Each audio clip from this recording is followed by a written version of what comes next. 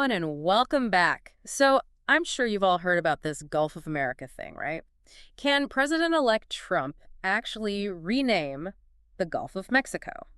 That's what we're diving into today. Yeah, it's a fascinating question. It really is. We dug into some news articles and went through some historical records, and, well, let's just say it's complicated. Oh, absolutely. I mean, it really raises some fundamental questions about, like, how we name places, who gets to decide, and what those names mean in a larger context. Exactly. And it's not like he hasn't, tried to rename things before. Right. Like, remember that whole thing with Mount McKinley back to Denali? Yeah, and that sort of fits into this pattern we've seen with him, wanting to change names, especially if they seem un-American or don't align with his vision. Yeah, and you can't forget about all that political tension with Mexico, right? I mean, Mhm. we've got the tariffs, the border wall debates, renaming the Gulf. That could be seen as like another jab in that whole back and forth. Absolutely. It definitely adds another layer to that whole dynamic. Before we get too deep into the politics, let's just back up a bit and remember why the Gulf of Mexico is already so important to the U.S. I mean, it's often called our third coast, right? Right. Because it touches 5 southeastern states. We're at 5 states. Okay, so can he actually do it? Can he just rename the Gulf? Well, it's not quite as simple as just, declaring it. There's this organization called the International Hydrographic Organization, the IH. Hmm. It's kind of like the United Nations, but for maps and oceans. They help countries agree on what to call places around the world. So it's not a one-man show. Nope. It would definitely take some serious international cooperation. And you know what? We've got a perfect example of this with the Rio Grande, right? Yeah. The river that forms the border between Texas and Mexico. You got it. We call it the Rio Grande, but Mexico calls it the Rio Bravo, and both names are officially recognized. Exactly. So having different names for the same body of water, it's not unheard of, you know. Interesting. So has anyone ever actually tried to rename the Gulf of Mexico before? Well, you're not going to believe this, but there was actually a bill introduced in Mississippi back in 2012 that proposed renaming, well, at least the parts of the Gulf that touch their state, to Gulf of America. Wait, really? I know, right? But get this. The person who wrote the bill later admitted it was a joke. It never went anywhere. A joke. Well, I guess you never know where someone might get an idea, huh? That's true. Speaking of jokes, do you remember when Stephen Colbert, after that whole Deepwater Horizon oil spill, said we should just rename it the Gulf of America? Because we broke it, we bought it. Oh, yeah. Dark humor, but it does make you think, right? Mm-hmm. Using names to sort of claim ownership or control. Right. It's not just about a name, it's about power and perception. Exactly. And it's not just hypothetical. I mean, we see this playing out in real-world disputes, like the whole thing over the Sea of Japan, North and South Korea, even Russia. They've all got different ideas about what to call it. Wow. It's like history and politics are totally tangled up with how we name places and who gets to decide what sticks? Absolutely. And then there are even longer-running debates, like the one about the Persian Gulf. A lot of countries in the Middle East call it the Arabian Gulf.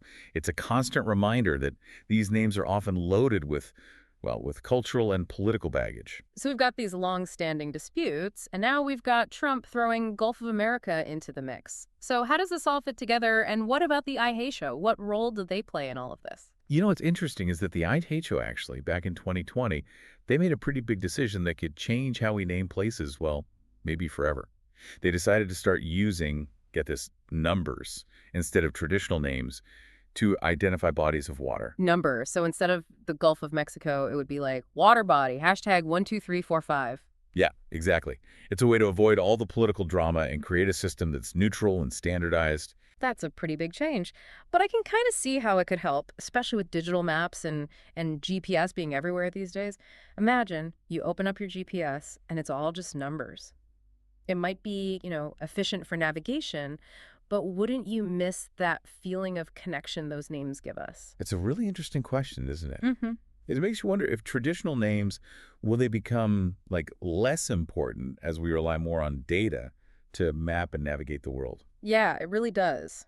So getting back to Trump's proposal, it seems like even if he wanted to push for Gulf of America, this whole number thing from the IHAT could really complicate things. Oh, for sure. It adds another layer of complexity. And it's interesting to note that even Hillary Clinton, when she was Secretary of State, she kind of hinted at the idea of the U.S. creating its own naming conventions. Really? What did she say? Well, some leaked documents show that she told an audience that, well, if China could claim pretty much the whole South China Sea as its own, the U.S. could have easily just called the Pacific Ocean the American Sea, like right after World War II. American Sea. Wow, it's almost like she was, predicting Trump's way of thinking, but on an even grander scale. Right. It definitely shows that these ideas about, renaming and controlling geographical spaces, they've been brewing for a while. And the South China Sea, that's a perfect example of how naming can be used to, like, exert control and influence. It's not just about a name. It's about resources, trade routes, all of that. So what does all of this mean for us, for the average person who just wants to know what to call the water they're swimming in? Well, for now, the Gulf of Mexico, it's still the Gulf of Mexico. But this whole situation, it reminds us that even something as seemingly permanent as a name, it can be subject to change, to politics, to all sorts of things. Like you said at the beginning, it's not just about a name, it's about like who gets to control the story and whose perspective gets reflected and how we understand the world around us. Exactly. And that's an important thing to remember, especially now. So while we might, laugh at Trump's Gulf of America idea, it really does bring up some important questions about the power of names and how complicated it all really is. For sure. It's definitely food for thought. We've talked about Trump's proposal, the history of naming, the IHO. We've even talked about some international examples of these types of disputes, and we've touched on that fascinating question. Will traditional names even matter in the future with digital maps and all these numbers? It's a lot to process. But to sum it all up, renaming the Gulf of Mexico, it's not as simple as Trump might think.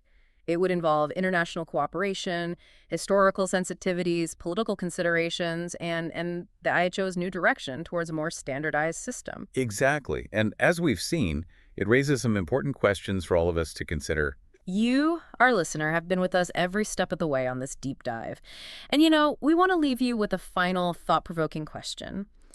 In a world where digital maps are becoming the norm, do these traditional names even matter as much anymore? It really makes you think, what will maps even look like in the future? Will we be telling our grandkids stories about these places with like these cool names, or will it all just be coordinates on a screen? It's a wild thought, right? I Yeah. mean, you think about all the stories those names carry, all the history and culture they evoke. Mm-hmm. Like take the Gulf of Mexico, for example.